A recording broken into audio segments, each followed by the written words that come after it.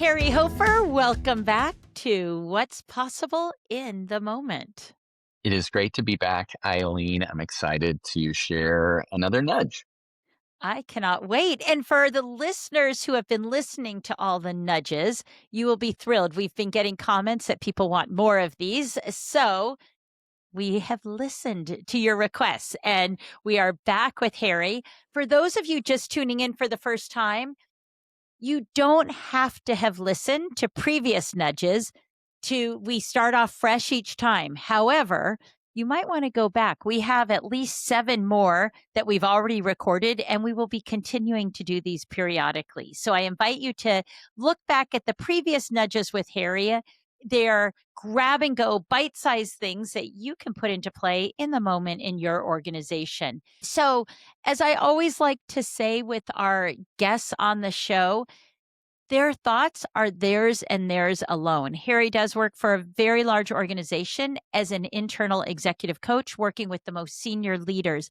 However, everything he's sharing today are things that Harry believes in and are working when Harry works with his clients. So let's take everything he says as his independent thinking. So Harry, let's roll it. I know I'm gonna I'm on my toes waiting to know what you're gonna throw my way. So for our listeners, he just kind of throws these things out, and oftentimes I'm the guinea pig. So what do you have for us? This is great. And Eileen, thanks for the setup. I was thinking back in my past and, you know, to recall, or I mean, just to go back over what we've done the last few times. A nudge is a question, a thought, a mindset that can help whoever it is that you're talking to, be it someone you're coaching, a direct report, a mentee, can nudge them into a way that might help them think differently. And I have found through my leadership and coaching experience that it can be as simple as just a singular question, or it can be a framework. And the framework in particular is what drew me to today's nudge. I had the privilege of leading a team back in 2005 for a region within the organization I work for that includes New Orleans. And believe it or not, if you are going back in your own mental calendar, I started about 6 weeks before Hurricane Katrina hit New Mm. Orleans. And as part of that process, we had hired some external folks to join my team. And I had hired a really experienced person we were excited to bring on the team, who ended up having one of the more fascinating first days, first months at our organization than anyone I know, because he was scheduled to start the day after Katrina hit. Oh, wow. And if you go back or had any connection to that just terrible time, cell phone service was out for most people. And it was really kind of crazy, as you can imagine. If you're watching on the news or if you knew someone who was connected to that, it was just a terrible situation. We could not connect with this new employee directly, but we could through another employee who was based down there. And so we got a message to this new person to say, just do whatever so and so says. Don't worry about connecting to me. And eventually, when everything settles down, we'll meet and we'll get started how we were meant to start. And so that all occurred. And what an amazing first 6 weeks this person had. Worked for an organization that's very involved in things like that. And it was his story of how he started with our organization it is touching and amazing and Mm. inspiring all at the same time. So where am I going with this? We finally had a chance to meet in Baton Rouge. It was about 9 weeks after Katrina hit, and things were still quite in flux. But we found the diner that was open, and we went to a table. And while I had eventually gotten in touch and talked with my employee, this was the first time that we could really talk about work. And so we went through all of these experiences, and we were finally getting to where we'd begin talking about work, which was recruiting at the time. And the person across the table from me, my employee, finally said, "You know, here's the main question I have." What is that question? What does a successful day look like? Does a successful day look like? What a great question, right? Yeah. Because he had started in the most inconsistent, unpredictable, crazy, wonderful way that you can imagine. And in the moment, it was interesting because I wasn't sure how to answer that question, but maybe inspired by who knows what that is a leader. I don't know, the leadership lightning hit me, or some revelation occurred, or I'd like to think that just all of the conversations and readings and listenings that I've done over the years led me to this. And I said, well, I think maybe the answer is just to be consistent with what your day looks like. And I think we can do that by thinking of like five things, like five fingers. So what do you mean by five fingers? He says. And well, the five fingers would be like this. And by that time, we were a new kind of startup group within my organization, but we'd been doing it for a number of months now. And so I said, well, as a recruiter, if you're doing this right, well, let's start with the thumb. And the thumb would be, well, you're connecting with someone new.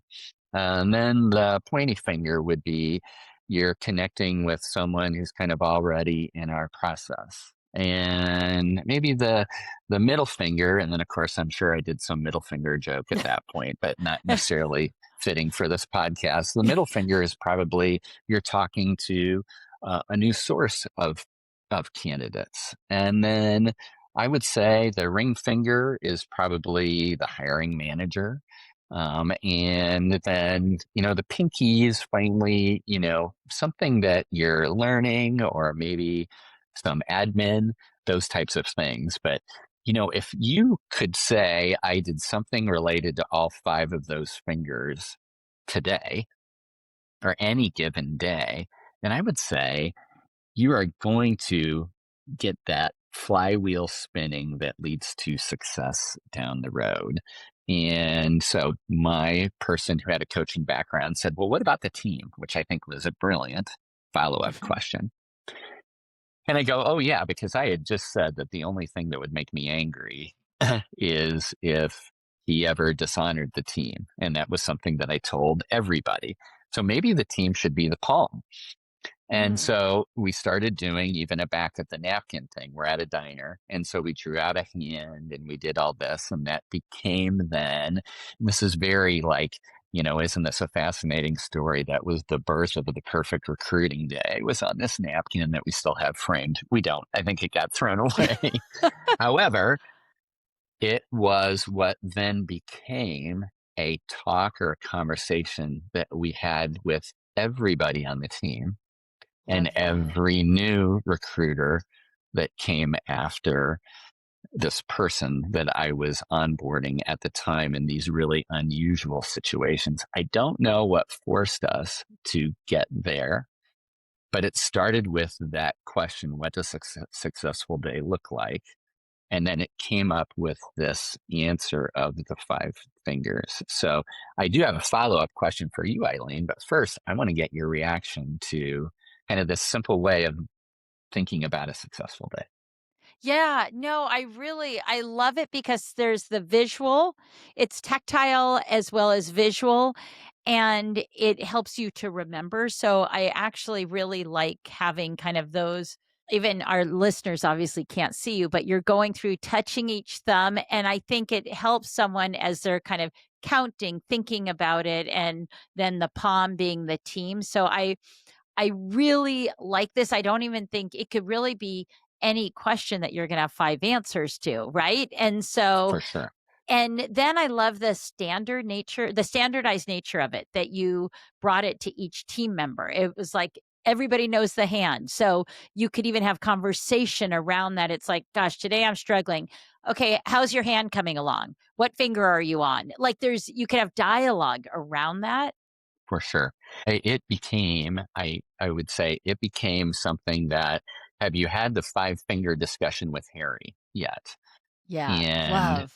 or if performance issue, I'm feeling a little confused about what I'm supposed to be doing, or I'm just burnout, or I'm not sure which direction to take next. Well, let's simplify this. Let's just start with your day. And then you've got a framework for that day. Now, not everyone I think my scope, it was a smaller team, maybe of about 50 people, and not everyone was a recruiter. But then with their assistant managers, they could then create their five fingers. Now, the team was always the palm in this case. But then you could decide, like, let's have a conversation about what would be those five things that Yeah. make up a successful day. Is the thumb just I'm working on a new task? Is the pointy finger my most important priority? Perhaps like KPIs could slide into the Mhm. fingers.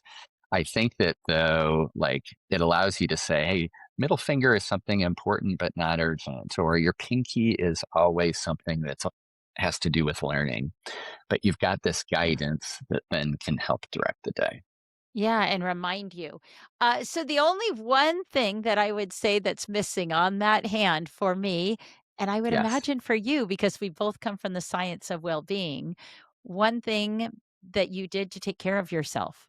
no doubt about it. And I would say if we fit that into any place, it most commonly was either the ring finger or the pinky finger, and it would have to do with we listed it under learning.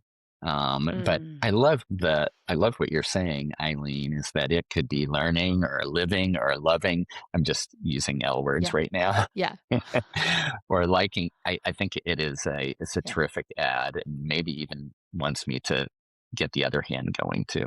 yeah. Or it could even be the webs between the fingers. The Holds it webs all are the together. all the well-being things that hold it all together. A Yeah, wrist where your watch goes to. So, Eileen, yeah. I know as we get close to closing this up too, if you picked a finger, what would be something that would be part of a successful day for you? I'm gonna go off the top of my head for me. I Yeah. don't know if you want me to use the specific fingers that you said. I would say connecting with Hmm. somebody who ideally somebody new, For sure. reaching out to somebody who might be struggling, who I haven't chatted with in a while, and maybe also reaching out to somebody. I guess the whole hand would be about connection and I reaching love out it. to somebody to celebrate them. So if I'm thinking about our team, let's say even just our team of coaches, reaching out to somebody I haven't chatted with in a while, somebody who maybe I know is having something challenging going on, somebody else who I know just had something really cool that they did to be able to celebrate them. So that's probably where my success would lie, is thinking about the various ways I could connect with people on our team. In the midst of all the things that you have in the scope of your responsibility, if then connection becomes a priority, how cool to use the five finger exercise as a way to kind of put some redundancy in the system to make Yeah. sure that you do it. Or, okay, I've got a chance to take a breath or to take a beat. Where am I? Maybe your five fingers is for the week.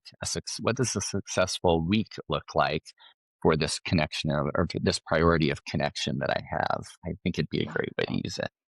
Yeah. I love it.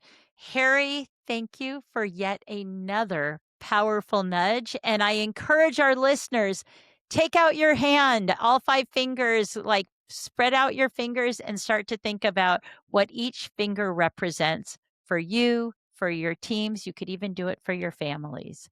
Have a great day, and we will see you soon again, Harry, for our next nudge. Thanks, Eileen.